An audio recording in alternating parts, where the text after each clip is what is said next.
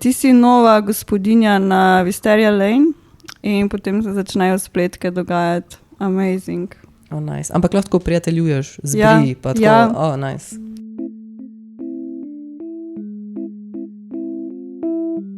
Poglej, upravljam ta težek moški stroj, haha. Ali moramo sodobno slikarstvo razumeti kot način usmerjanja pozornosti? So nekje stvari zabrisane, iluzija je taka, je pomembna, nekje so pa stvari razprte. To, kako je bilo delo narejeno, je tudi pomembno.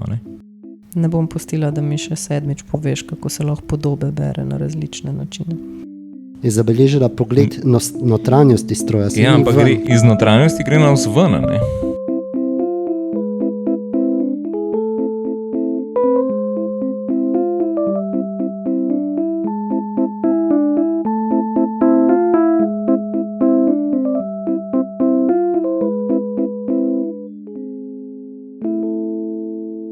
Lepo pozdravljeni in dobrodošli v prvi letošnji epizodi podcasta Pod strehco. Ta nastaja v sodelovanju med Kritiškim posladkom in Zavodom 2/32.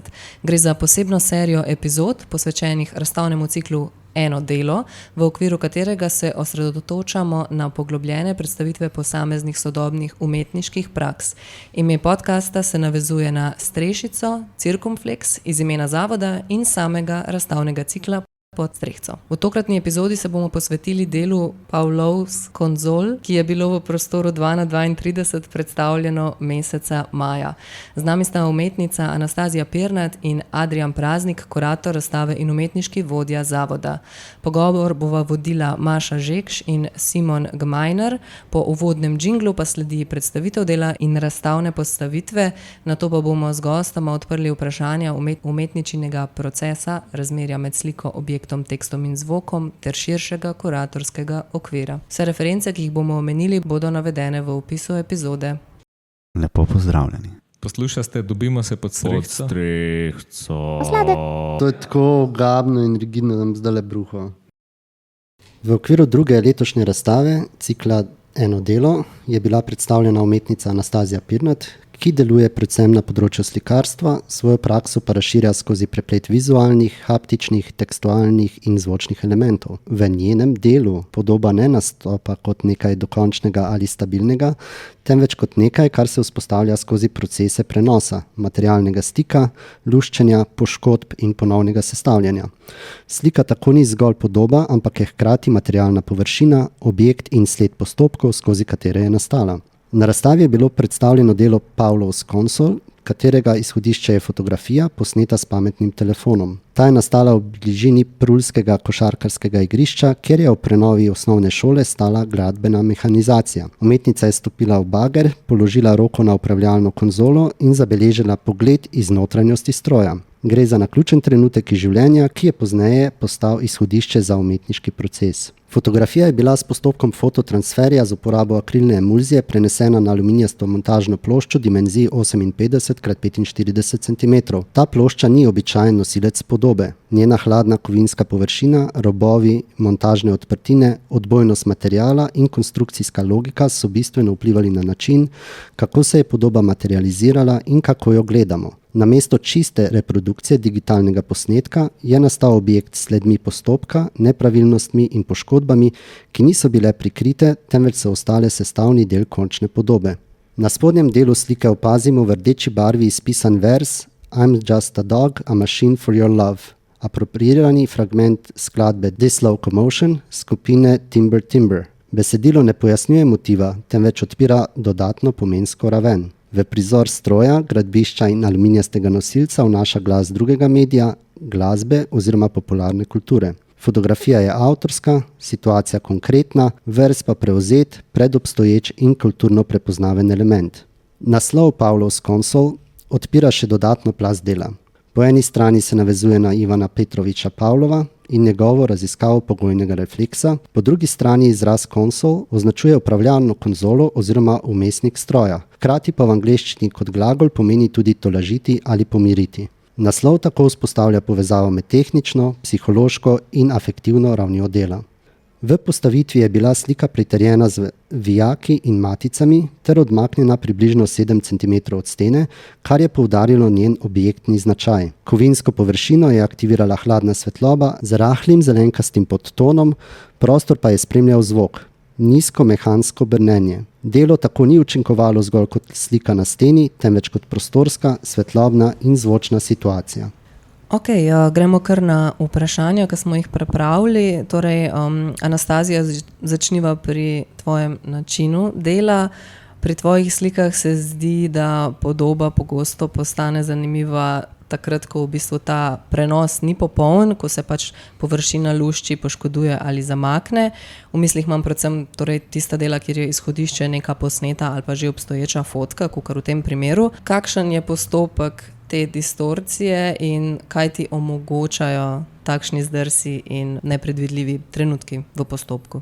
Ja, do teh distorzij pride v bistvu zaradi načina. Torej, fototransfer, pri katerem gre v bistvu za odtis digitalnega printa na neko površino, s katere potem, ko se ta print, torej, ki je premazan z emulzijo na osnovi akrila, ko se to posuši, odstraniš iz druge strani papir. In pri tem praskanju papirja pride do velikih luknjic. Podoba se ne prenese enakomerno povsod, pa tudi odvisno od tega, na katero površino to prenašaš, so torej deli fotografije, ki so svetlejši, torej posevajo potem to površino skozi. Ne. Zdaj pri teh specifičnih podobah, ki jih uporabim in so do v večji meri že nekako oblikovane, torej gre za neko fotografijo, ki jo želim potem uporabiti naprej, pride do teh distorzij v bistvu ob stiku z materialom, ne, z nosilcem. Prav to, ko sem rekla, ne, se je zgodilo pri tem konkretnem delu, da aluminij, ki je nosilec, proseva skozi te svetlejše dele fotografije in tam pride tudi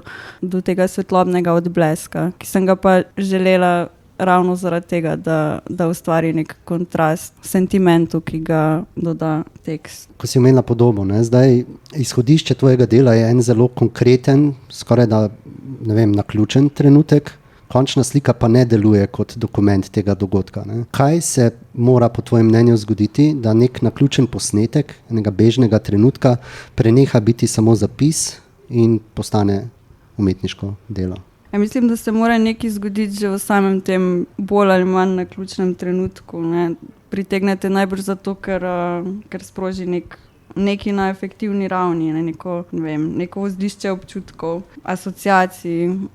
Ni nujno, da to veš že takrat, ne. Včasih si potem razložiš za nazaj. Ja, se mi zdi pomembno, da ima ta dogodek oziroma pojav oziroma fotografija tega pojava pač nek potencial za razplastitev potem naprej. Delo, seveda, ki nastane, ni vezano več na ta dogodek, ampak v bistvu postane skozi poskus nekako raziskati ta moment, ne, kaj je bilo, kaj je bil tisti presežek v tem momentu, da ima pač to nek potencial, da se odmakne od tega dogodka oziroma da odpira naprej nove asociacije, nova vprašanja. Pri tem bagru, pri tem momentu roke na upravljalni konzoli. Sem imela v bistvu že takrat nek ta samoironičen moment v smislu moči in kontrole oziroma performiranje neke moči in kontrole.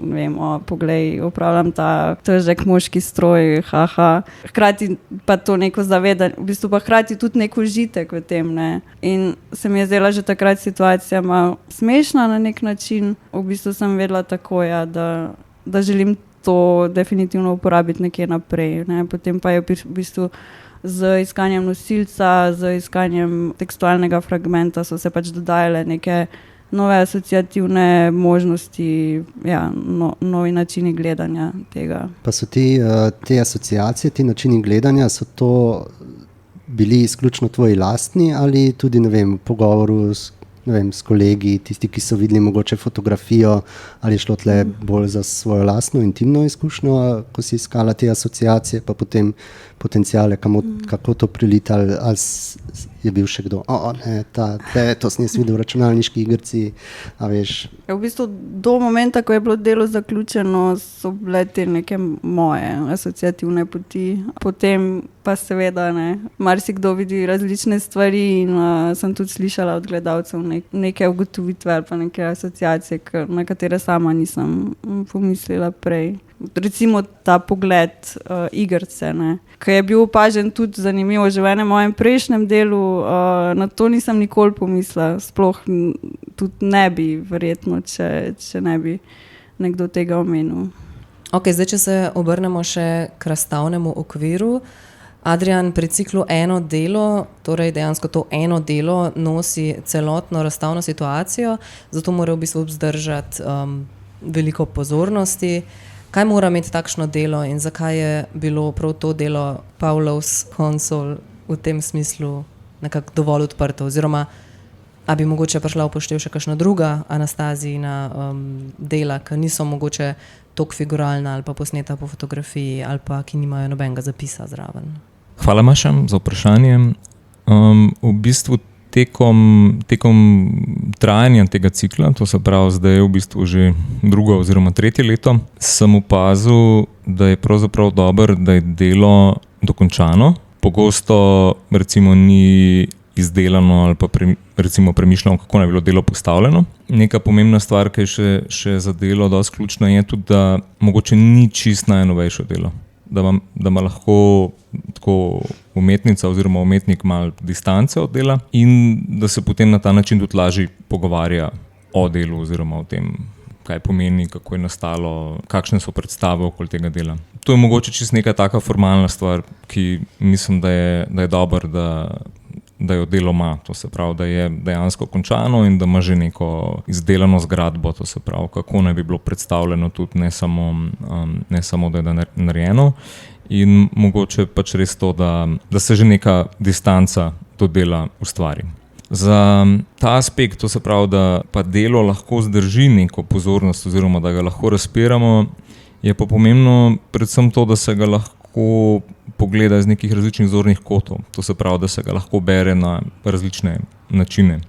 V tem konkretnem primeru se mi zdi pozitivno naprimer to, da se delo lahko razume skozi material, skozi podobo, skozi tekst, skozi različne elemente, ki so apropriirani, skozi proces dela in to je ta del, skozi katerega se lahko v bistvu razpira to, kar vidimo.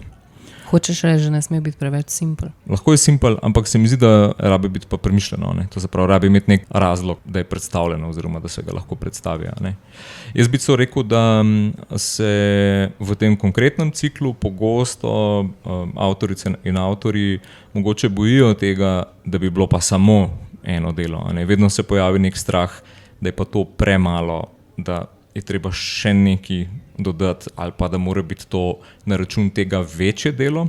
Jaz pa mislim, da v bistvu, če je delo dobro, niso važne številke, da jih je veliko ali pa da je delo samo po sebi veliko.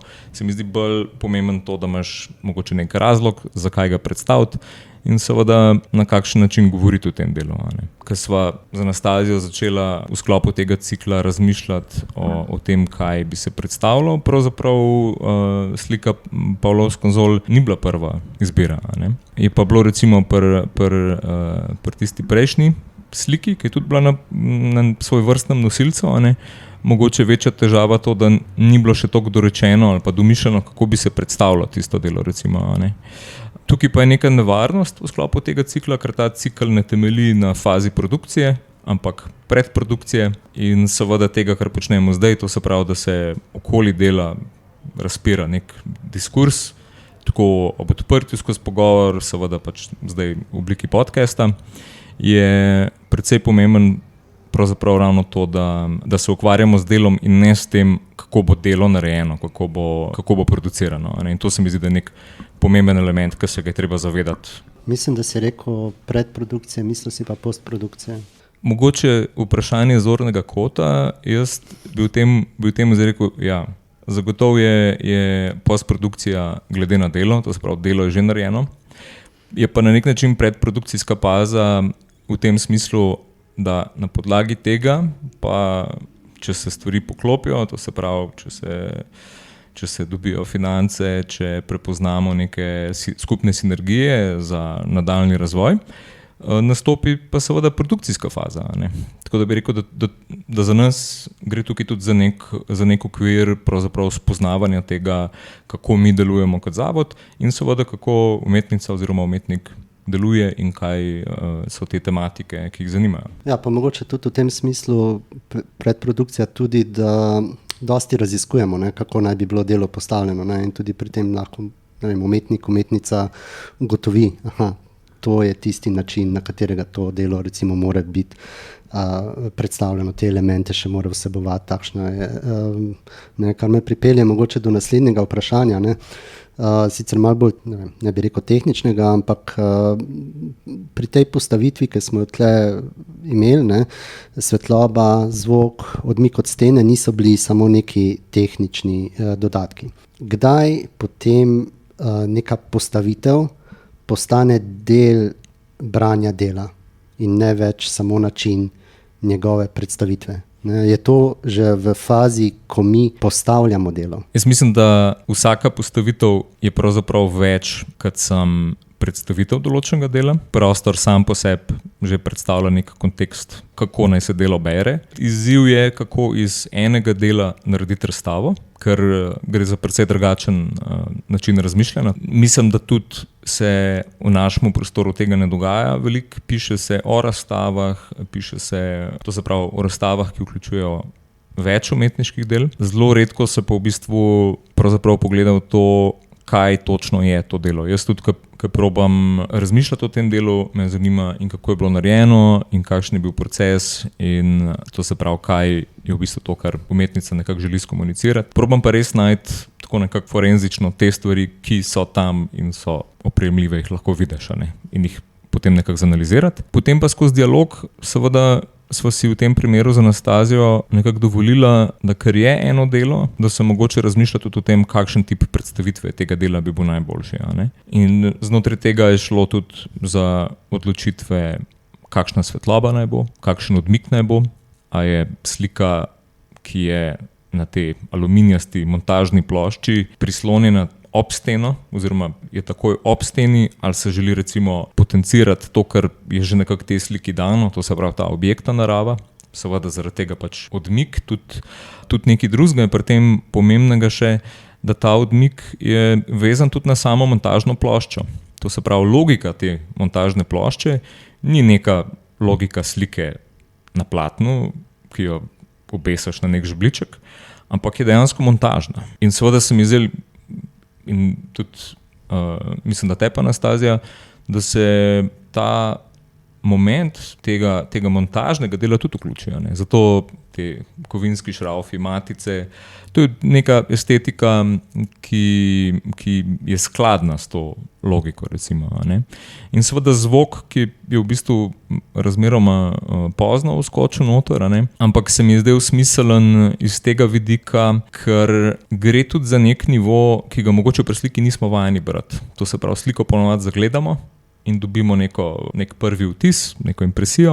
Tukaj pa zvok pravzaprav nesel nek nivo, ki se zgodi pred sliko. Ne, tudi zavesa, ki gre čez vrata, ne vidiš takoj, kaj je v prostoru. Je kar precej ta zvok pravzaprav povezan s to osnovno idejo tega pogojnega refleksa in neke pravzaprav telesne izkušnje.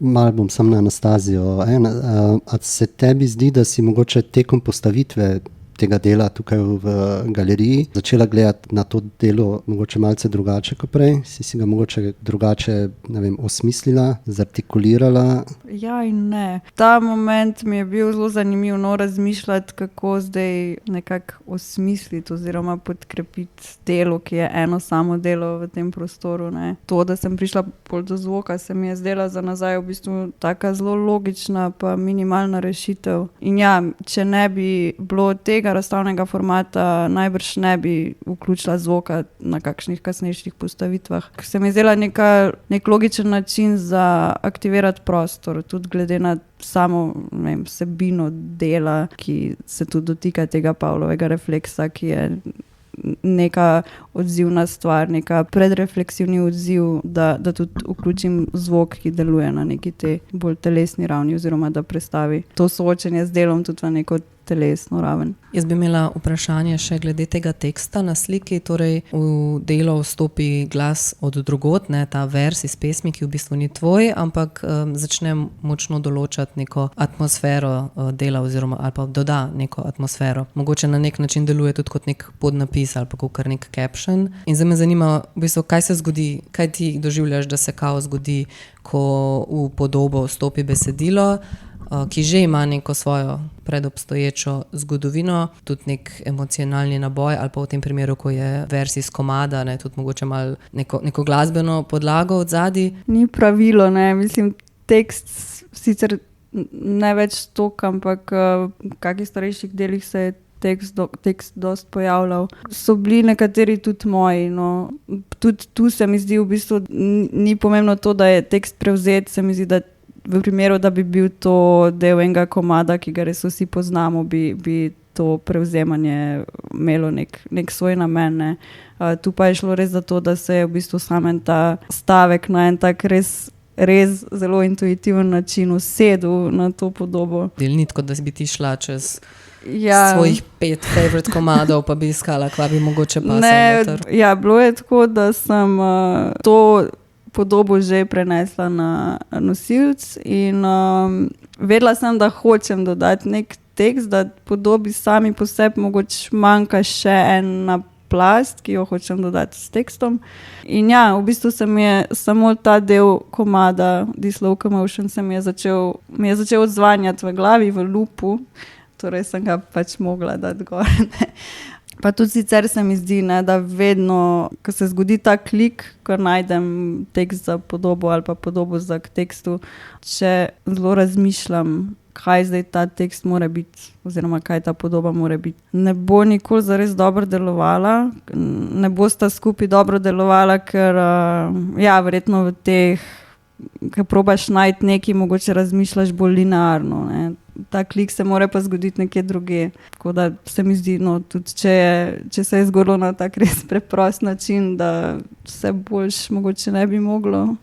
A je tekst naslikan gor z rdečo ali je nekako drugače? Ne, tudi prenesen, naprintan in prenesen s fototransferjem. Adrian, za konec mogoče bi se mal obrnil še na obrazstavni tekst, ki si ga napisal, ki ima naslov Pogojeni pogled. Kaj je pri tem delu pravzaprav pogojeno? Je to pogled, prostor, material ali interpretacija? Seveda, če to preneseva potem malce širše, ali moramo sodobno slikarstvo razumeti kot način usmerjanja pozornosti, ne več primarno kot izdelovanje nekih podob? Kar se pogojenosti tiče, je to zagotovo vezano tako na gledalce, kot tudi na prostor, to se pravi, mislim, neko institucijo. Kako ta pogled deluje, ne? Se mi zdi, da je bolj stvar neke mreže referenčnih točk, nekih konsenzov. To se pravi, to, kar beremo, se meni nikoli ni zdelo samoumevno, ampak se mi zdi vedno nekaj, kar je ustvarjeno skozi zelo dolg proces človeške zgodovine in tudi v končni fazi institucij, ki določajo parametre, kako se nekaj gleda, kako se nekaj bere, kako se nekaj razume. Ne?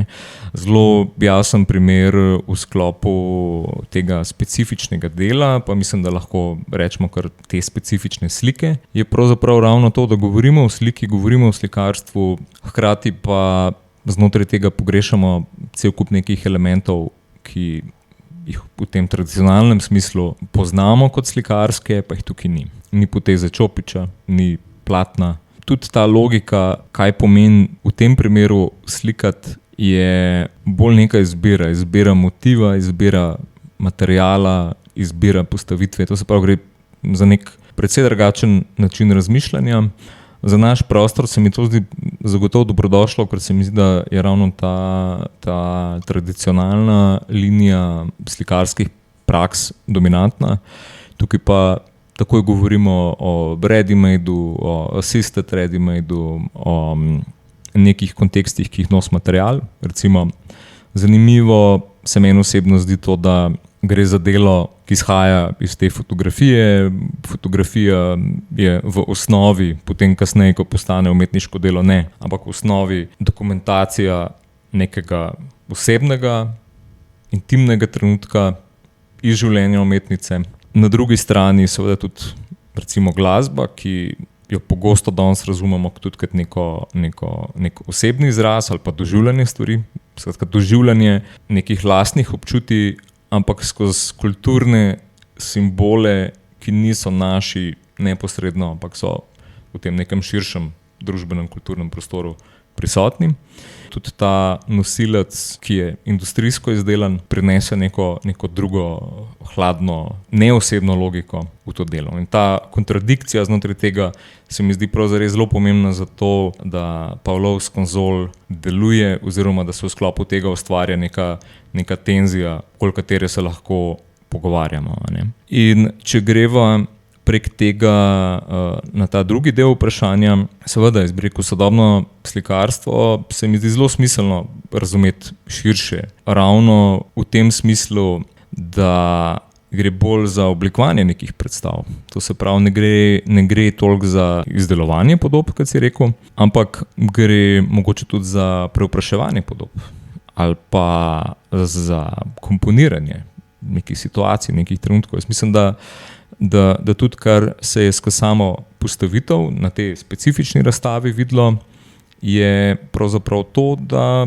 se je za to eno delo, za to eno sliko ustvaril nek specifičen, prav za ta namen narejen ambient, ki pravzaprav vpliva tudi na to, kako se delo bere. Preko vizualnega, preko likovnega, ne, v neko bolj telesno izkušnjo. Preidemo mogoče zdaj na drugo polovico, kjer se malo bolj sproščeno pogovarjamo. Tale bagar, ti moraš v bistvu zelo, random vprašanje, ampak v bistvu se ga usmerja z desnico, ti si pol mogla v bistvu z levo roko fotkati to, ampak itak, če hočeš furati ta bagar, moraš to z desno roko držati. Ne vem, kaj sem hotela. Hotela sem najprej vprašati, da si ti levičarka, pa sem pa videla, da nima veze, kaj si, še zmeraj moraš z desno roko prijeti to konzolo. Ampak sej tudi kuplongo v avtu upravljaš z desno roko. Ja, sam sediš pa na desni strani, v bagru, ali na sredini, v bistvu je sam one person's space, ne? Sam za enega je prostor, ja. Mislim, da je dosti na sredini bil ta stolček. Veš, ko si navajen, da imaš na sred stvari, V glavnem z levo roko si mogla fotkati, a to si fotkala s telefonom? Ja. Okay. Ja, s flashom. To je bilo eno od mojih vprašanj. Kdaj se zate fotografija spremeni iz dokumenta oziroma zapisa v nek slikarski material? Tudi na enem od intervjujev, ko sem jih gledala, si rekla, da na fotografije gledaš na slikarski način. Kaj to pomeni, vprašanje za vse, kaj to pomeni, da na slikarski način gledaš nekaj, kar ni slika? Pa tudi v tem primeru skozi govorimo slika, ne? Ampak, kakor si prej povedal Adrian, pač ne gre za sliko, gre za fototransfer, na katerem je še en fototransfer na plehu. Kaj je zdaj tukaj slikarskega? Kako je zdaj to slika? Ampak veš, iz tega vidika je nek element kolaža in tudi neka stvar, ki bi jaz rekel, da je za slikarstvo dosti tipična, so pravzaprav medijski prenosi. To je nekaj zelo normalnega. In tudi, če še enkrat pomisliš, material ali pa materialnost je tudi izrazito slikarska, lahko. Odvisno od časa, pa odvisno od konteksta. In tudi mogoče, če nekaj ti ukviraš s tem kontekstom, da gre za sliko, čeprav ni slika na neko leneno platno, si že vzpostavil nek način branja pa gledanja na to. Ja, to se strinjam, ampak pač in my brain je to prej razvita fotka, pa prej še grafika, preden je slika. Je, ampak tudi stare slike so bile pa prej risbe, ali pa celo, če gledamo kakšne druge slikarje, so bile prvo fotografije, pa so potem nastale slike in tako naprej. Jaz mislim, da je to taka stvar, ki jo treba pač ponotraniti. Bi rekel, ali skrivaš kako si prišel do nekega rezultata, ali pa to delo v tej osnovi že razprto in že kaže, kako je nastalo. Recimo, lep primer tega je mogoče, tehnika kolaža ali pa neko oljno slikarstvo renesanse, kjer so nekje stvari zabrisane, iluzija je taka, je pomembna, nekje so pa stvari razprte, to, kako je bilo delo narejeno, je tudi pomembno. Če ima Anastazija svojo spletno stran, pa ima tam about, pa info, pa ima pa paintings, pa ima pa še other works, kam bo šlo to delo? Ne? A bo šlo pod paintings? To je vprašanje za umetnico. Jaz vidim, kako ti to vidiš? A Adrian govori stvari, s katerimi se strinjaš, ali si ti sam tako omega? Ne, meni se zdi to delo zelo slikarsko. Kaj to pomeni? Mogoče, za tebe? To se ti zgodi, to slikarsko mišljenje. To se ti zgodi, če študiraš slikarstvo na ARU. A pa sta vidva zdaj sam telepatsko povezana, ker sta oba slikarja. Ja. Ne vem, mogoče gre za nek specifičen odnos do podobe in njene materialnosti in tega, kako deluje ta podoba. Sicer pa tudi fotografija kot umetniško delo je zelo širok pojem. Ne? Mislim, oboje je lahko, če znaš argumentirati. Ja, jaz bi celo obratno zapeljal. Meni se zdi mogoče tvoje vprašanje čisto simpatično, Maša, ampak lahko ga gledaš tudi z druge strani, ker se v bistvu pa reče to, da se mi zdi, da v slovenskem prostoru se zelo rado argumentira pa klasificira, kaj točno je neka zvrst umetnosti.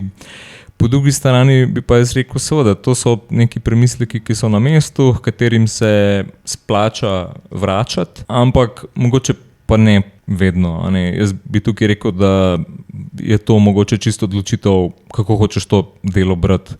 Če bi to delo postavili, ne vem, v polje fotografije, bi bilo razumevanje tega drugačno, ali pa kakorkoli drugače. Jaz mislim, da izhodišče je tukaj mogoče tudi to, in to je prej neka razlika, ki se meni zdi mogoče zanimiva, je, kaj je neka osnova za to delo. In jaz mislim, da ta osnova je pravzaprav zelo vezana na načine, kako danes konzumiramo vsebine, pa smo lahko pri glasbi, in v končni fazi tudi na načine, kako ustvarjamo vsebine, pa smo lahko pri tem, da pač imaš telefon v žepu in lahko posnameš fotko s tem.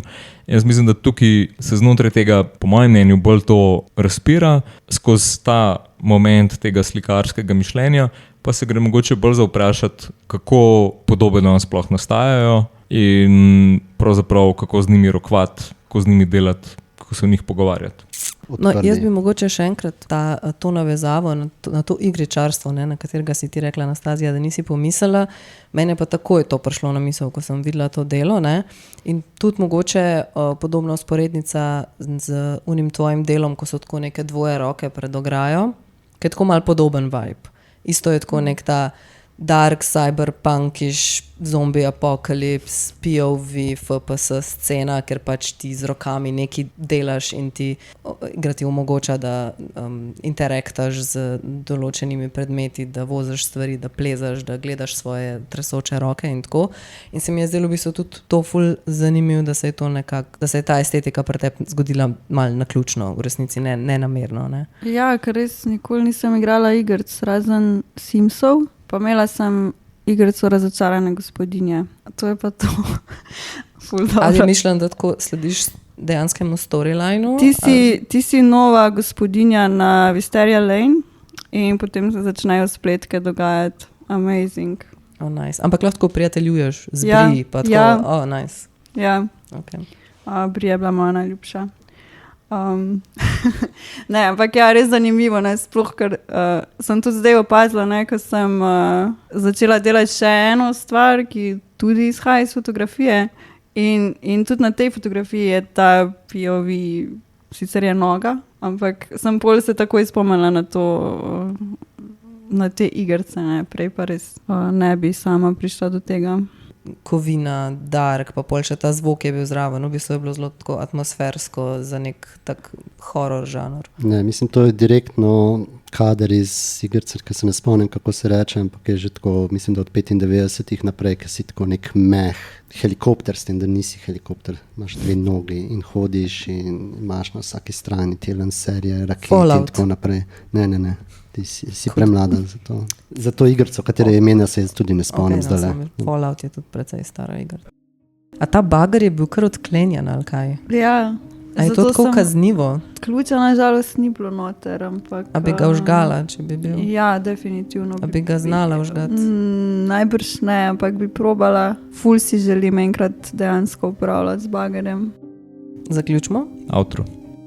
Anastazija in Adrian in Simon, hvala vam za vaš čas in za vpogled v delo Pavlos konzol. Vsemu poslušalskemu občestvu pa se zahvaljujem za vašo pozornost. Podcast Postrehco lahko poslušate na Spotifyju, YouTubeu in Apple podcastu in drugod.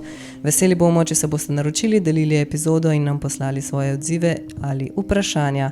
Najlepša hvala tudi Emi Kobal in Urški Bajec-Košmerl za glasbeno podlago, ki uokvirja naš podcast.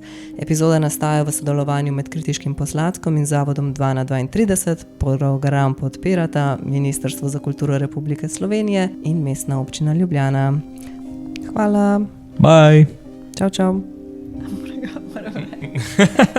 Anastazija maha. No, reče dio. Hvala in adijo. Ja, hvala za vprašanje.